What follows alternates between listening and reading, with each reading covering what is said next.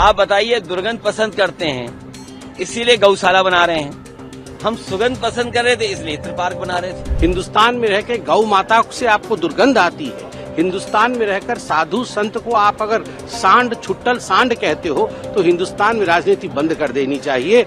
वह भूमि ढूंढनी चाहिए जहां पर आप सनातन का अपमान कर सकते हो और वह देश सहेगा। गौशाला में सनातन की आस्था को तलाशो। ये गौ माता है, इनको माता कहा जाता है और माँ पर टिप्पणी नहीं की जाती है। उस रास्ते पे चल रहे हैं हम लोग, तो समाजवादी लोग हैं, विकास खुशहाली चाहते हैं। कन्नौज में रहकर के हम लोगों ने भाईचारे की सुगंध दी है। ये जो भारतीय जनता पार्टी के लोग हैं, इनकी नफरत की दुर्गंध है। मैं तो कन्नौज के सुगंध वाले लोगों से कहूंगा, ये भारतीय जनता पार्टी की दुर्गंध को हटाएं। अभी तो थोड़ी हटाई है, अगली बार और हटा दो, जिससे कि कन्नौज का विकास रुका हुआ आगे बढ़ जाए। आप बताइए, दुर्गंध पसंद करते हैं इसीलिए गौशाला बना रहे हैं, हम सुगंध पसंद कर रहे थे इसलिए इत्र पार्क बना रहे थे।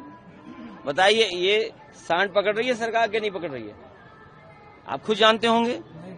नहीं पकड़ रही है, उसका भी पैसा खा जा रहे हैं।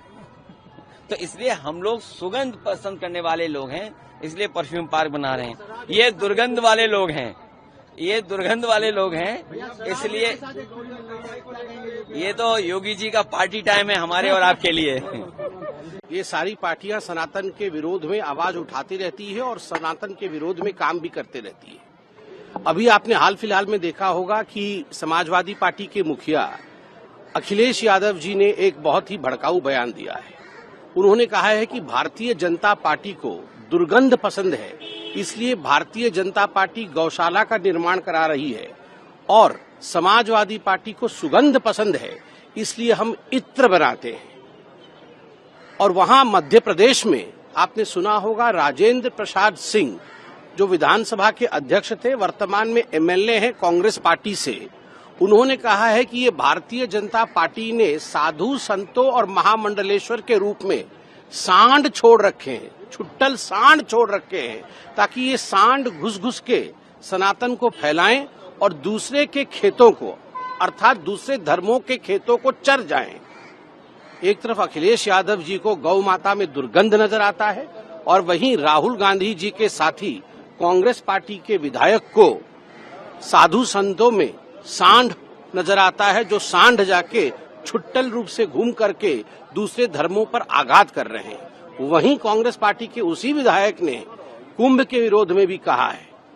ये स्पष्ट रूप से दिखाता है कि इन लोगों को सनातन से लगाव नहीं है, सनातन विरोधी है। और मैं तो कहूंगा, अगर हिंदुस्तान में रहकर सनातन से विरोध करते हो, हिंदुस्तान से रहकर सनातन से आपको दुर्गंध आती है, हिंदुस्तान में रहकर गौ माता से आपको दुर्गंध आती है, हिंदुस्तान में रहकर साधु संत को आप अगर सांड छुट्टल सांड कहते हो तो हिंदुस्तान में राजनीति बंद कर देनी चाहिए।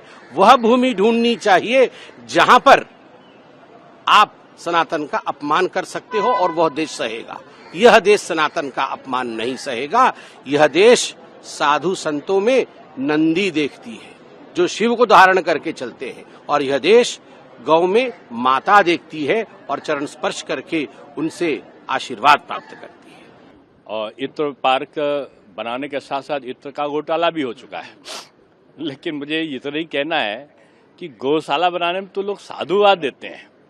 मुझे अपना याद है, मैंने लखनऊ में कान्हा ओपन प्रोजेक्ट बनाया था और उसके बाद आदरणीय मुलायम सिंह जी मुख्यमंत्री बने थे। तो जब वहां देखने गए तो उन्होंने फोन करके मुझसे बधाई देते हुए कहा कि बहुत अच्छा किया, गौशाला बना दिया, सड़क पे ये बेसहारा पशु टहलते थे। आज मुख्यमंत्री जी ने उत्तर प्रदेश के हर जिले में गौशाला बना दिया। ये तो साधुवाद की बात है। आपको बधाई देनी चाहिए थी मुख्यमंत्री जी को कि जो आपके समय में जो गाय गोवंश टहलता था उसको लोग काट देते थे, उसका मांस का व्यापार आम बात हो गई थी, वो योगी जी ने बंद कर दिया। तो गौशालों में आप दुर्गंध और सुगंध क्यों तलाश रहे हो? गौशाला में सनातन की आस्था को तलाशो। ये गौ माता है, इनको माता कहा जाता है और माँ पर टिप्पणी नहीं की जाती है।